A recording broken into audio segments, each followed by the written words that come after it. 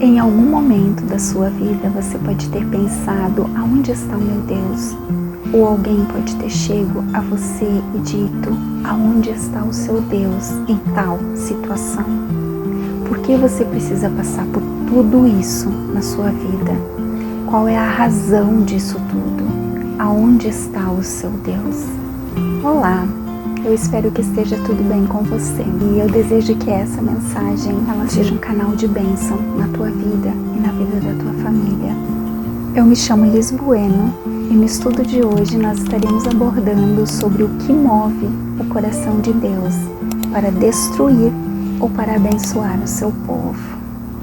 Amós, no capítulo 4, versículo 1 diz: ouçam isso, mulheres de Samaria, mulheres que oprimem os pobres, esmagam os necessitados e pedem aos maridos: tragam-nos mais bebidas. No capítulo 4, Amós fala sobre todas as pragas e destruições que Deus enviou para seu povo, com a intenção de fazer com que eles se voltassem ao Senhor. Mas isso não aconteceu.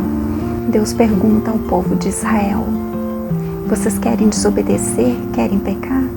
Então vão aos santuários de Betel e Gilgal, e lá vocês podem pecar à vontade. Tragam as suas ofertas de sacrifício todas as manhãs, e a cada 3 dias levem os seus dízimos. Apresentem o seu pão com fermento, como oferta de gratidão, e depois saiam e contam para todos o que vocês deram de oferta. O povo de Deus estava obstinado a pecar. Eles estavam decididos a continuar a sua vida de promiscuidade e desobediência a Deus. Ao falar essas coisas, Deus estava expondo o pecado do povo. Eles pensaram que Deus não estava se importando com o que eles estavam fazendo. Eles não pararam para pensar que toda atitude errada teria suas consequências. E com isso, Deus disse que eles se preparassem para se encontrar com Ele. Nada ficaria impune. Com Deus, nada fica impune. O capítulo 4 de Amós possui apenas 13 versículos.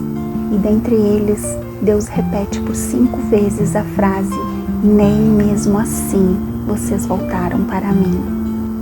No versículo 6 do capítulo 4, Amós diz: eu trouxe fome sobre toda a cidade, escassez de alimento sobre todo lugar, nem assim vocês voltaram para mim, diz o Senhor.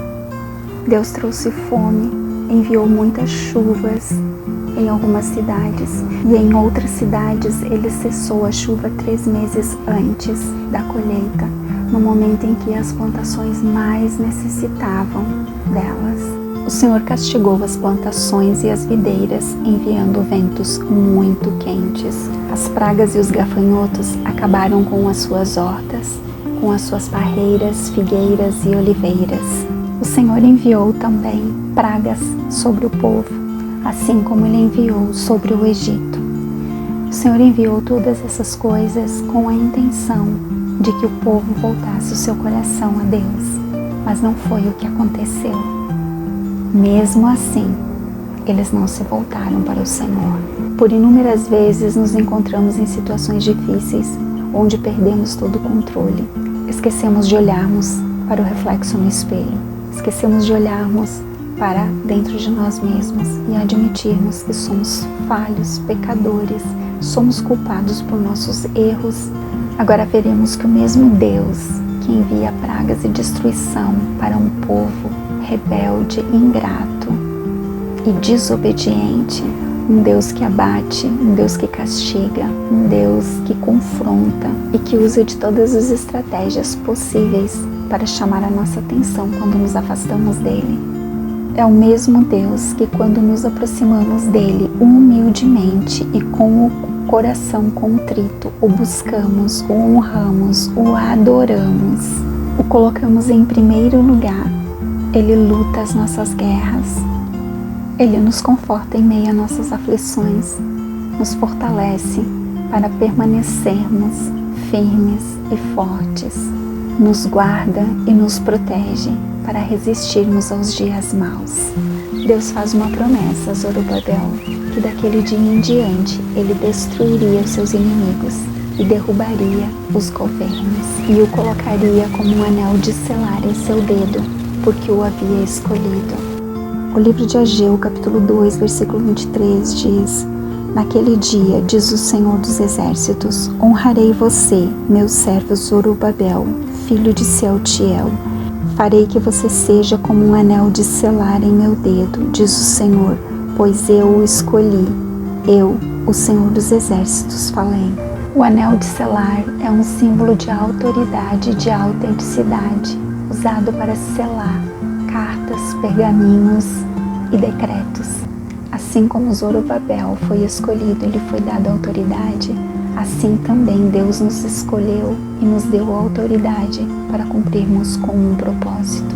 E dentro daquilo que nós fomos chamados a realizar, existe um anel de selar que nos delega a autoridade. Você sabe qual é o seu propósito?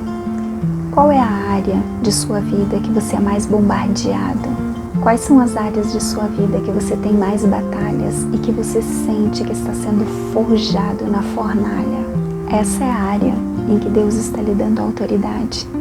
Com isso, você começa a entender qual é o seu propósito, para que você foi chamado, para que você foi escolhido por Deus. Passamos por todos os processos necessários, encerramos ciclos, somos curados, para aí então recebermos a autoridade que é imputada por meio do anel de selar. Deus, aquele que luta as nossas guerras, está permitindo que passemos por todas as situações e circunstâncias, porque Ele está nos chamando para refletirmos em nossas atitudes e posicionamentos. Ele quer que nós venhamos a olhar para o alto, olhar para Ele, focar nele, porque somente é Ele que nos socorrerá e nos livrará de nossos inimigos e perseguidores.